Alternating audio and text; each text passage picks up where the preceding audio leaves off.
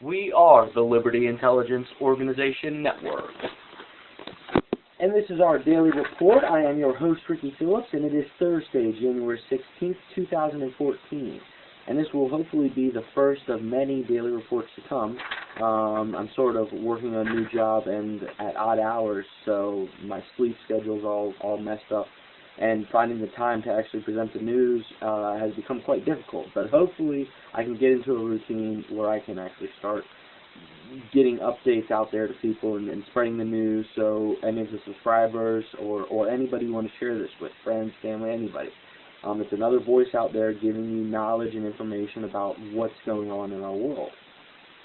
And as you know, based off the title of this YouTube channel, we are focused on liberty, and one of the main things we focus on here is exposing threats to liberty. And one of those threats happens to be a loss of our privacy to a governmental agency that is constantly spying, recording, and collecting information about everything. Our financial records, everything we say, everything we do, everywhere we go. It's all being recorded, it's all being stored in data centers so that it can be accessed at a later time, or so that in the event that artificial intelligence life is created, the drones or robotic technology that exists on its own intelligence structure can access that information whenever it wants to. Again, maybe that's far-fetched, but then again, maybe it's not. Drones are patrolling the skies now. Robots are being used on the battlefield. How far away are we from Skynet fully taking control? Speaking of all that, let's get into some NSA news. Let's to start off this daily report. The headline here is Washington State moves to block NSA surveillance. And a state representative, Matt Shea, in Washington State, has introduced the Fourth Amendment Protection Act, which would block the NSA spy grid by implementing a number of things. One of the proposed measures to prevent the NSA spy grid from spying on citizens in Washington State would be to deny NSA locations, physical NSA buildings or data centers. It would deny them access to state-owned utilities. So if you had an NSA building in Washington State, if this bill gets passed into law, they won't be able to use the electrical grid or the water utilities of Washington State, at least not from a Washington State-owned facility. Another section of the bill, Section 4, would block political subdivisions from collaborating with the federal NSA spy grid. So they wouldn't be able to go to a bureaucratic position within the Washington State government and use that position to do NSA activity.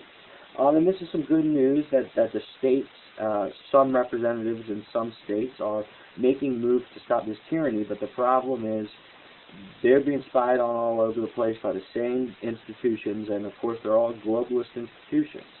And they're the only people who would enforce such laws tend to be owned by globalists. So why would the globalists let their police arrest them for committing crimes?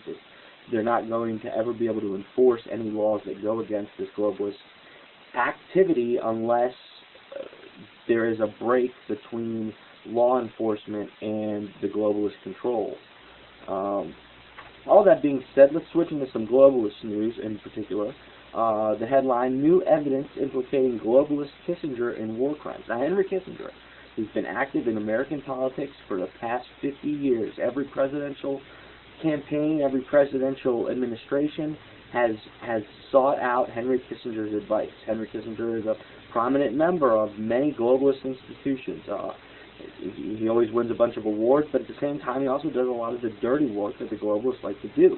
For example, when he was Secretary of State in the 70s, additional evidence has surfaced that reveals Kissinger's role in Argentina's dirty war. Now, the dirty war in Argentina was when the government there, being run by a military coup at that time, the dirty war was a military coup attempting to overthrow the government in Argentina, and it eventually did through about 6 or 7 years of U.S. funding and U.S. training. The CIA funded and trained a bunch of military officers in Argentina not to defend the country, but to take it over, to perform this coup. and Henry Kissinger was heavily involved. Now, during this, they targeted labor organizers, students, journalists, nuns, and anyone that was against them that they labeled terrorists. Does this sound familiar here? Again, remember, they're labeling anyone who's opposing the New World Order right now as a terrorist. It's the same game plan, it's the same playbook all the time. They never change much because why fix what isn't broken? They're getting away with all this and nothing's happening, so they're just sticking with the same plays. Again, you know, the best play in football is to just run it up the gut.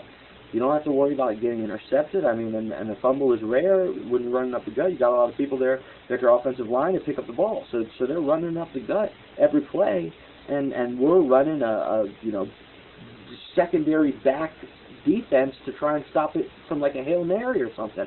And when we know they're going to run up the gut. I mean, I'm using a football analogy here, but I hope people can see that this is the game plan they use. Now, again, Henry Kissinger, big-time globalist, involved in all these institutions that dictate to the world these agendas.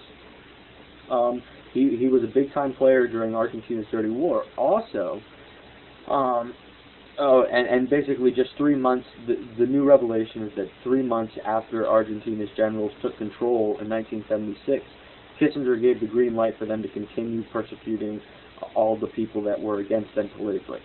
Now, although that's talked about a lot, you know, that's a war crime that Henry Kissinger funded a military coup of another country, as Secretary of State. A less talked about instance of Kissinger's war crimes is the secret bombing of Cambodia during the Vietnam War.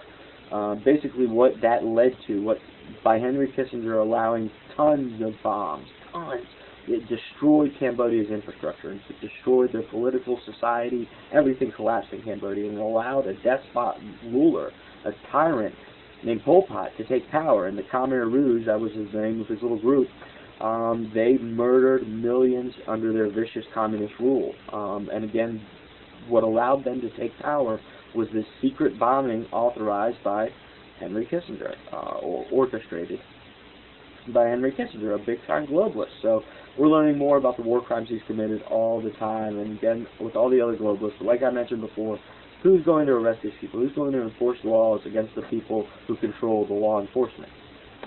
Big problem there.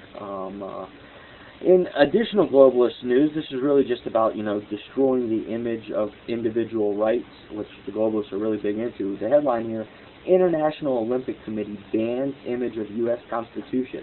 They claim it's propaganda.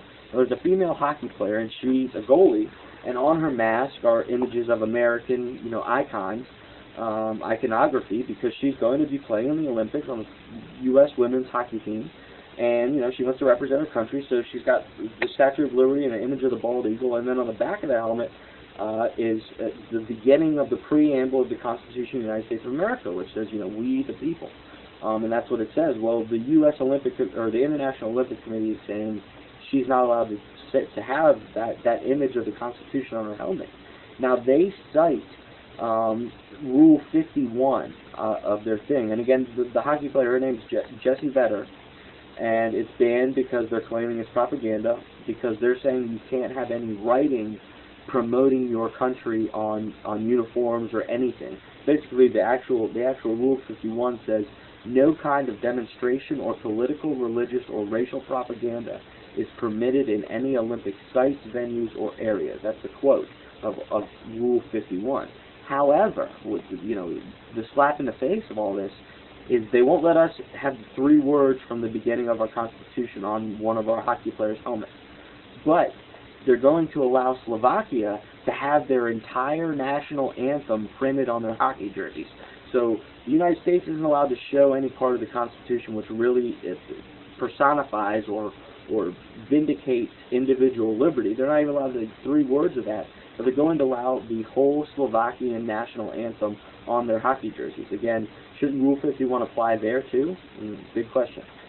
Now, switching gears a little bit into false flag news. Now, false flag, of course, is when the government or a political or corporate institution launches an attack upon itself to claim there is an enemy, to get funding or to get control of whatever the means is.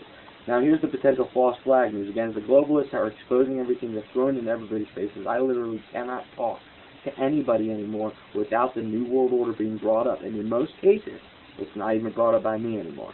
So it's getting alarming, and of course the globalists know this, so there's a potential that they're going to throw a big false flag to scare people back into the trance, back to being zombies, because a lot of people are waking up. Now the false flag, of course, the only real plausible false flag they could pull anymore is a nuclear attack, a nuclear event, because they tried the chemical false flag. It didn't enrage enough people during the Syria thing. So they know a chemical attack isn't going to be enough to enrage or evoke an emotional response in the public. So they know they're going to have to do a nuclear attack if they really want a big false flag. Now the recent news for all this is Nuke Commander Purge. It's been going on for a while. The top commanders in control of the nuclear arsenal are being terminated from their positions. Just most recently, 34 missile launch officers. Again, these are the guys in control of launching the missiles.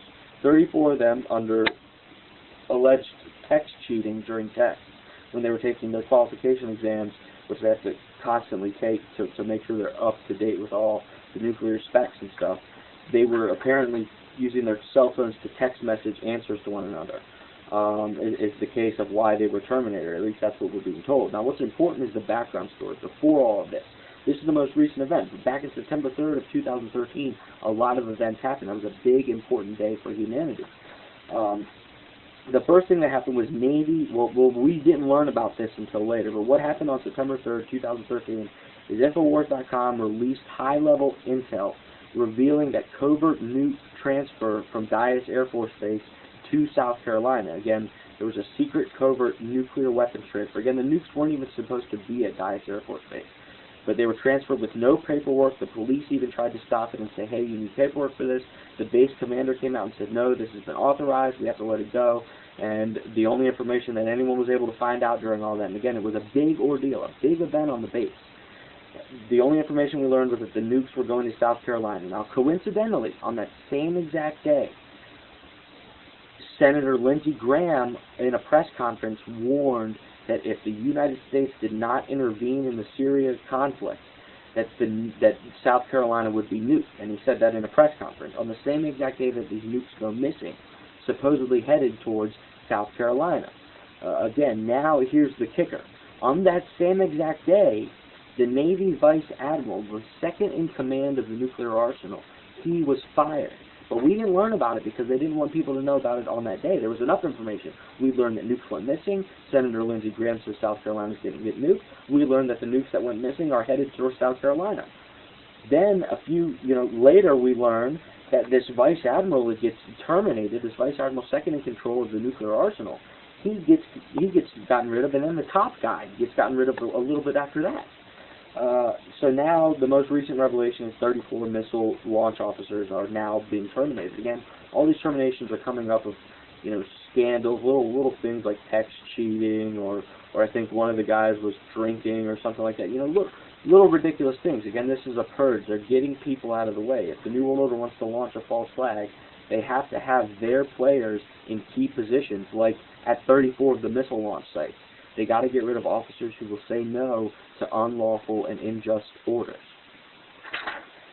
Now we'll get into the big news, but before we do that, I want to do a time check because I don't have a timer with me, and I forgot one, and I got limited time, so I might have to make another segment. I got plenty of time, I think. Alright, this is the big news, the top stories of this daily report. And it's going to be covering a bunch of police state news involved. It's going to go into a little bit on the drug war and a little bit on the war on terror, mainly focusing on the drug war, and a little bit about police brutality too. The first headline of this little segment related to police state news is America's police state worse than communist North Korea. Now this is of course a response to the recent ruling that two thuggish police in Orange County, California, who recently beat and basically murdered a homeless man, a schizophrenic homeless man, on the street with a group of cops. I remember watching this video. It's brutal. It's hard to watch. At the beginning, the guy's a little upset. You can tell he's got some mental problems. Something's not right in the brain, so, but the cops obviously don't pick up on that, or they're just too thuggish to care. But they want to look at this guy's backpack, and he's like, no, I don't know. And so, at first he tries to pull away a little bit, but then he just gives in to them and says, okay, you can look at the backpack. They're looking at the backpack, and then they're like, okay, get on your hands and knees. or get on the ground. And so he puts his hands up, and he's you know, starting to get down on his knees, and they start yelling at him, get on the ground. And one of the cops runs up behind him and just hits him in the back of the kneecap with a billy club. And of course the guy drops him. From that moment, they just jump on top of him, and the guy's like, just, you know, stop, stop, and they're just like pounding on, and they're like, they're constantly yelling, stop resisting, as they're hitting him in the head with their flashlights. And I remember watching it, and you think at that point when you're watching it, you're like, okay, these thugs are beating up this poor homeless man on the side of the road.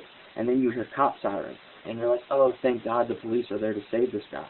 But then you remember, wait a minute, those aren't thugs beating up a homeless man. Those are police beating up a homeless man. And then the cops show up, and you think they're there to save the guy, but they join in on the beating. Now, the most heinous part of this is that these police were vindicated and got off. The jury said that they weren't responsible for this guy's death because apparently the hospital said he really died of heart complications after he'd been put in a coma. You know, they beat him into a coma, and then he dies later of heart complications. So the jury says they didn't really kill him. You know, he really died of the heart complications. So basically the police can just murder you. And there's so many examples of this. I remember I brought this up to somebody today because they were talking about a police brutality event.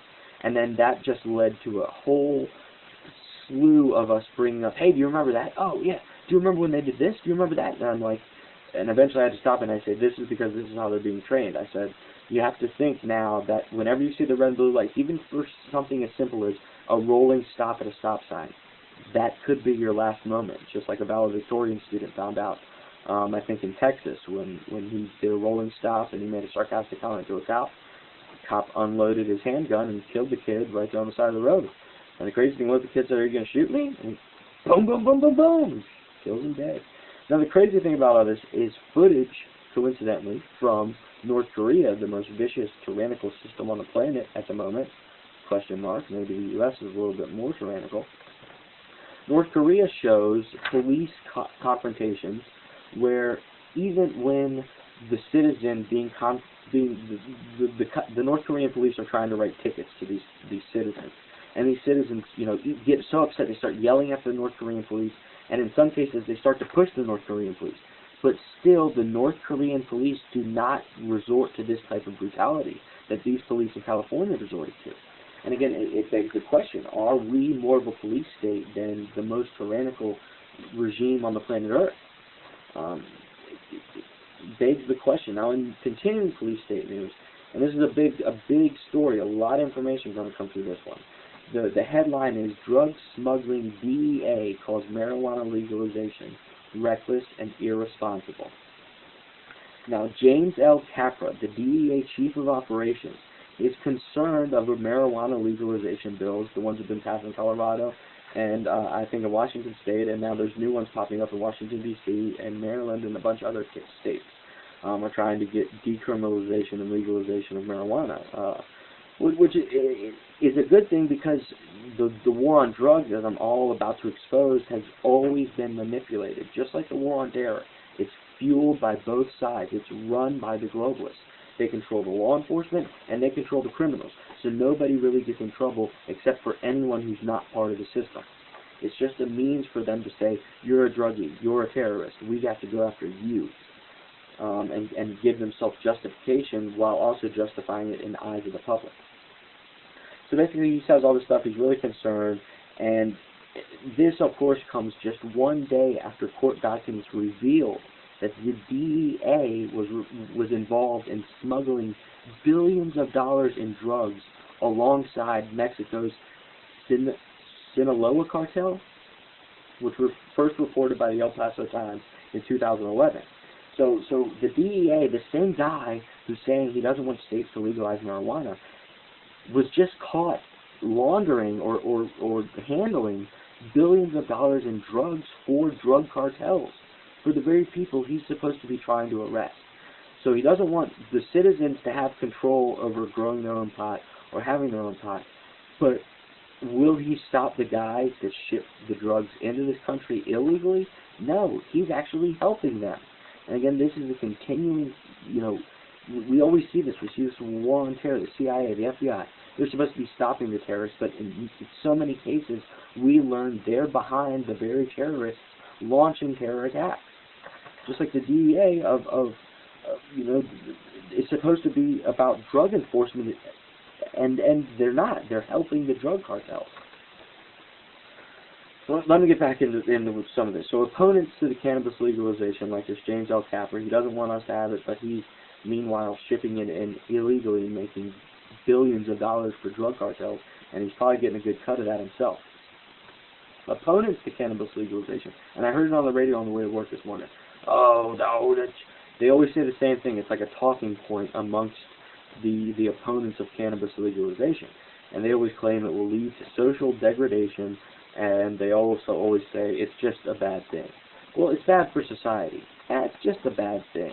But of course, they don't acknowledge that the drug war's been used to incarcerate millions of innocent people over the years, and it gives the government another excuse to target their political enemies. They can plant this stuff and claim somebody was using it, and then it becomes a way to demonize. I actually wrote a pretty good little line, a little one-line quoter in here.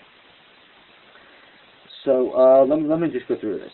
So federal agencies, big banks, corporate globalists have been caught time and time again, charged repeatedly for enabling and assisting major global black market drug dealers.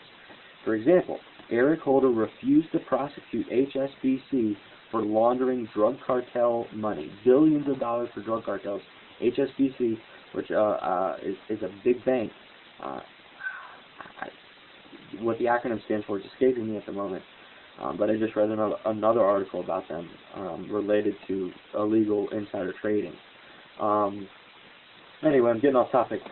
That's just one example. In 2011, Wachovia was not penalized for laundering $378.6 billion for Sinaloa cartel, the Sinaloa cartel. They were laundering money for them, and they did not get in trouble for them. And again, the same DEA that will not go after HSBC and will not go after Wachovia for their connection with drug cartels is threatening distribution centers in Colorado and Washington State, or threatening the banks, that if the banks do business with these distribution centers in states that have legalized this, the DEA will go after them. So they'll threaten the same banks if they help legal marijuana distribution centers. But if an illegal guy is making billions with this bank, they won't go after him. It just shows you the insiders. They don't want anybody to have competition against what they control. They control these drug cartels. They don't want anybody else in the game, legal or illegal. They don't care. They just don't want competition. So in addition to the DEA not acting against globalist bank-controlled cartels, it was recently revealed from high-ranking Sinaloa member that the Fast and Furious weapons, again, Eric Holder involved in this Fast and Furious thing, really goes all the way back to George W. Bush, which really shows that this is a globalist thing, not an administration thing. It's going on with Bush. It's still going on with Obama. Look at all the things that were going on with Bush. They're still going on with Obama. It's a globalist agenda. It's not about political parties or presidential administration. It's about what the globalists want, what they are after. And basically, he revealed that Sinaloa cartel not only gets all this help delivering drugs and laundering money, but they also get weapons from the U.S. government. Just the kicker there. Oh, and by the way, the U.S. military and the government, they oversee Afghan opium production. So, again, they ship all the drugs in here, and then they use it as an excuse to get us in the system, to get every person in society into the system. And again, I mentioned that in the first day of the report I did, that I didn't get to continue on with, is that they want to take the data that they have in the NSA spy grid and they want to verify it by physically obtaining what they believe to be true based off their NSA spy grid data. It's a way of multiple sources revealing the same information so they can get a well-adjusted view of what's going on, because ultimately they have equations and supercomputers trying to predict the future, and each one of us, everything in existence has to be a variable within that equation. They're trying to figure out the equation that the great creator of the universe used to create the universe, ultimately. And what they're going to find out is they can't do that. The human mind is incapable of understanding such a vast, complex equation, because every living thing, every object in existence, every particle, every molecule that exists within the universe is represented in the equation that is the plan that was used to create everything. And it's very vast, and the globalists believe themselves to be able to attain it and to become God. But no one ever will. You can't become God. I'm sorry, globalists, it's not going to happen. And if God did ever let any one of his children become a God, it definitely wouldn't be you globalists. So basically, all that, and of course, in 2009, the New York Times revealed that an Afghan drug cartel kingpin is actually on the CIA payroll. Just the icing on top here for this expansive look into the drug war. Now, here's the big final kicker to top off this police state news. Again, I talked about a little bit of the police brutality with the Kelly Thomas case, the poor homeless man that was beaten in California, and then about this whole the attack on the marijuana legalization, decriminalization stuff, and then the total hypocrisy being represented by the DEA and the fact that they help illegal drugs go in here, which really shows why they don't want there to be a legal thing, because they're already making too much money illegally from it. It'll cut into their profits. To top it all off, headline, in Detroit, heroin is being sold directly in front of public schools while kids wait for buses. And this comes out of American Dream.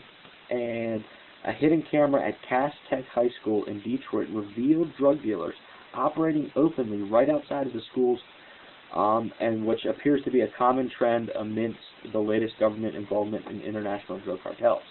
So, the big government's working with the drug cartels, and then they won't even enforce little local things, so literally the drug dealers just deal right outside the schools. Detroit police do nothing because Detroit City has no money. It's Detroit broke city, so the cops aren't getting paid, so why should the cops work? Again, they might work now just because it's been pointed out in the news media, so now they might want to make, oh, well, we're doing something. Oh, see, we arrested those guys now. We just didn't know about it. Yeah, right. So basically, and despite all that, if the government claims they need the NSA, again, I'm going to come full circle back to the NSA. They claim they need the NSA to protect us from crime and gangs and terrorists, and the NSA is watching everything and spying on everything, and they're going to keep us safe with the NSA. But yet, with all that NSA spy grid stuff, they never stop any terrorists, and they never stop the drug cartels. And why is that? Because we ultimately learn that the governmental agencies being corrupted by the New World Order are actually running and funding said drug cartels and said terrorist organizations.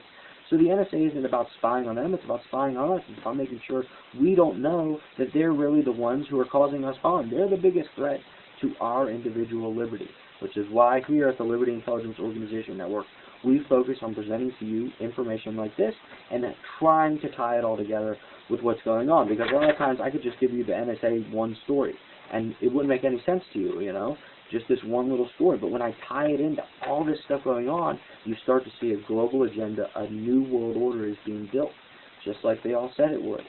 For the past 100 years, these guys have been talking about building a new world order. Well, it's finally, the foundation of it has finally been built. They're erecting the walls of it now. They're ready to put up the final piece on the cathedral of evil that is the New World Order compound. So that about does it for the news today, with all I got to cover. Again, it was Thursday, January 16th, 2014. I guess it still is for the moment. And this has been the Liberty Intelligence Organization Network Daily Report. I am your host, Ricky Phillips, and I want to thank everybody for tuning in. And I guess, as always, stay safe, stay strong, stay free.